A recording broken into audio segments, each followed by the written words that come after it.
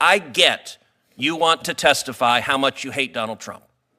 But I'm quite certain Donald Trump was not running a fraudulent daycare center or a fraudulent autism center in Minnesota.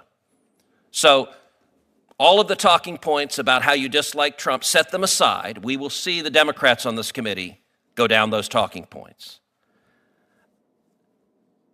Do you believe elected politicians in Minnesota who were aware of this fraud and were complicit in it should be prosecuted? Should there be accountability? All right, if that clip didn't grab you, I don't know what will. This isn't just another political hearing. This is one of those moments where someone actually pushes for real answers. Watching this, what stood out to me was how direct and relentless the questioning was. It gets uncomfortable, but that's the point. When you're talking about billions and alleged fraud, empty daycare centers, and taxpayer money possibly being abused, this isn't the time for soft questions. Agree or disagree? One thing is clear.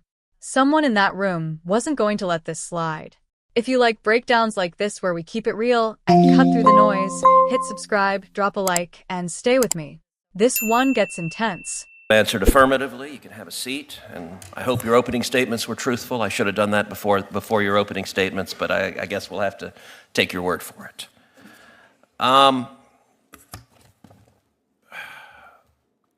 Representative Robbins, let's start with you. How broad was the fraud that was perpetrated in Minnesota? We are still getting a handle on it, but it's all of the, not all of, but a huge segment of the child care programs, autism services, sober homes, emergency transportation, of 14 areas of Medicaid fraud, SNAP benefits. We are still, I would say, getting whistleblower reports, uncovering new vectors of fraud. We just discovered the adult day services and the assisted living. Those haven't been counted in the total so far. So I believe it's much broader than we currently know, and we will continue to expose it. Is there any chance the elected Democrats in charge of the state were unaware of the fraud? No. There have been credible whistleblower allegations, press reports, and Office of Legislative Auditor reports for many years. Mr. Hoke, I want to thank you for your citizen journalism and your hard work pressing for accountability here. I will say I watched the video that you did with rapt attention. It was profoundly effective. It was also, by the way, an indictment of all of the so-called journalists on the national level, because none of them could be bothered to actually go and investigate. I want to ask you the same questions I asked Representative Robbins. Number one, how broad do you believe the evidence shows the fraud in Minnesota was? It's easily in excess of $30 billion when you take everything into account. You've got all of these NGOs, you've got nonprofits, you've got county money, you've got city money, you've got CCAP money, you've got another thing called Great Start. So there are all these piles of money that factor into the fraud. I don't know that anybody can ever determine an exact number, but I kept telling the U.S. attorney when he came out, I said, you got to get your number up, you got to get your number up, and he did. He kept ratcheting up the number, and I kept saying, you got to be at least at $30 billion. So going back to whether Governor Walz knew about it, Governor Walz admitted knowing about the fraud early in his first term, which would say 2020. Well, Minnesota Statute 3.971, Subdivision 9, clearly says that if you are made aware of fraud in a state agency, you are obligated to immediately report that fraud to the Office of the Legislative Auditor. Immediately. The Legislative Auditor is then the body that determines which law enforcement agency to bring into the investigation. Governor Walz did not contact the Office of the Legislative Auditor. He said he contacted the FBI. About what? That's not what the law says. How many organizations receiving taxpayer funds did you visit in total? How many? How many organizations or ostensible organizations? Companies? Yeah. 200. Of the child care centers you visited, how many kids did you see? The only place that I saw children was at KinderCare and New Horizons, which are in my opinion, legitimate. They're large scale. They have play areas. And they also receive CCAP money, but they're the only places that I saw where there were children present, ever, at any of them. How about the autism centers? Did you see children? Did you see patients there? Never. So that's not to say there weren't any, but there were never there. There were never any there. When I was there, never any footprints in the snow, same thing.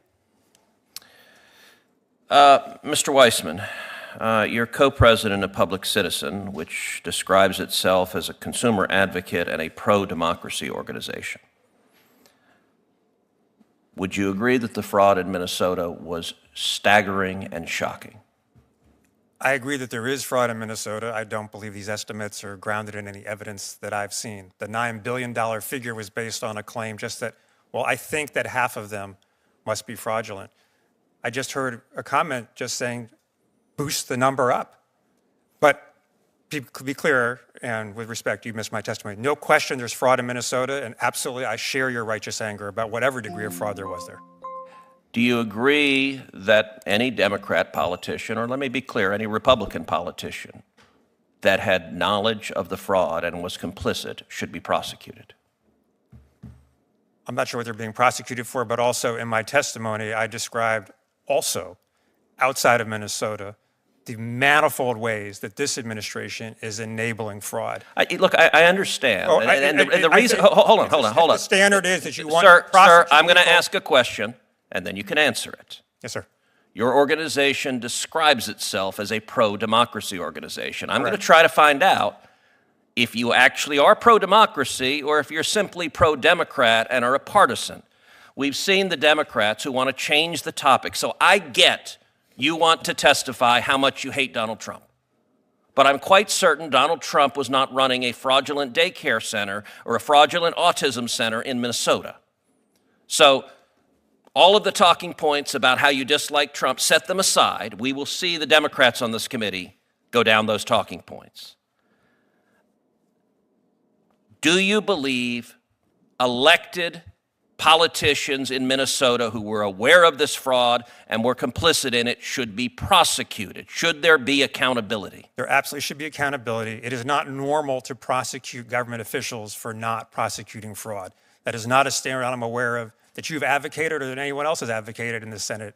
So do you think it's perfectly okay? I did not say if it's okay. If let's say Governor Walz or Attorney General Ellison knew about the fraud, benefited from the fraud in terms of bundling votes, benefited from the frauds in terms of collecting campaign finance violations, and deliberately looked the other way. You think that's not criminal conduct? In that hypothetical, it is not okay. 100% not okay.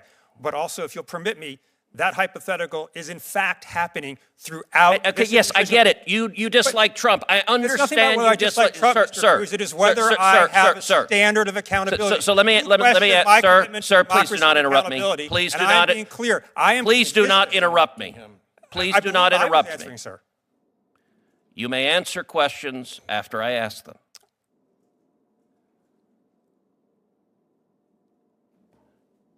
You've heard the evidence and testimony about daycare centers with no children, with no toys, with no facilities, with windows that are blacked out. Do you believe it is possible that the officials sending millions of dollars to those fake daycare centers and fake autism centers didn't know what was going on? Well, what I heard was claims about that, and I too have watched the video. We're both parents. I'm glad that the child care centers don't open their door for someone who's knocking there. I don't view that as evidence that the child care centers are fake child care centers, although I'm sure there are some. My understanding is that state investigators have gone to do their duty at those exact same child centers and have found that most of them actually are operating correctly. Well, I will say it is disappointing that you had a chance leading a nonprofit that is supposedly pro-democracy to take a principled stand. Instead, you decided to defend the Somali fraudsters because it benefits elected Democrats. That's disappointing. But you know what? I'm going to give you something you're going to like, an opportunity to say all the ways you dislike President Trump. because I'm going to recognize the ranking member who will surely ask you why Trump is terrible and do everything you and he can do to change the topic from the actual topic of this hearing. Ranking Member Whitehouse. Before we get to that, I don't want to leave what seemed to be a pretty flagrant mischaracterization of your testimony without an opportunity for you to address that mischaracterization, if you would care to begin with that. I appreciate that. Just briefly, I was disagreeing with the premise of the question that we have been displayed this evidence showing criminal wrongdoing. Obviously, where there is criminal wrongdoing, and I testified to this, I support aggressive investigation and prosecution. To the degree there is wrongdoing in Minnesota, it should be aggressively investigated and prosecuted. I'm not sure that the claim that all the evidence we've been presented today is in fact evidence of that, but I don't deny it for a moment that it is occurring in Minnesota. Let me ask you. After watching the full exchange, I'll say this clearly. Ted Cruz came prepared, focused, and locked in. That's what stood out. The hearing starts with claims of fraud across multiple systems. Childcare, autism services, Medicaid, SNAP. Not just one issue. A wide network. Even Representative Robbins admits they are still uncovering more. That alone is serious. Then you hear the scale being discussed. Possibly tens of billions. Yes, the number is debated, but instead of focusing on getting clear answers, you see pushback and hesitation. That's where Cruz shifts the tone. He brings it back to accountability. The key moment for me was when he kept asking a simple question. If officials knew and did nothing, should they be held responsible? That should not be a hard question. But you can see how difficult it was for the other witness to give a direct answer without shifting the topic or adding layers to it. Cruz calls that out. Some people might say he was too aggressive. I don't see it that way. When you're hearing claims like hundreds of organizations with little activity, daycare centers with no kids, and large amounts of public money involved, you need tough questioning. That's how you get clarity. Another thing I noticed is how he kept pulling the conversation back on track. Anytime it started drifting into national politics or unrelated topics, he shut it down and refocused on the issue. That takes discipline. To be fair, the other side did make a point. Not every claim is proven. Allegations still need evidence. That's true. But dismissing everything because the numbers are unclear doesn't help either. Cruz wasn't saying convict people immediately. He was asking why stronger action wasn't taken if there were warnings and reports. That's a fair question. By the end, you can see the divide, clearly. One side pushing urgency and accountability. The other asking for caution and more proof. But when taxpayer money and critical services are involved, people expect urgency. That's why Cruz's approach stands out here. He didn't soften it. He didn't let the issue drift. He stayed focused on one thing. If this is real, who is responsible? And that's the question that still sticks after watching all of this.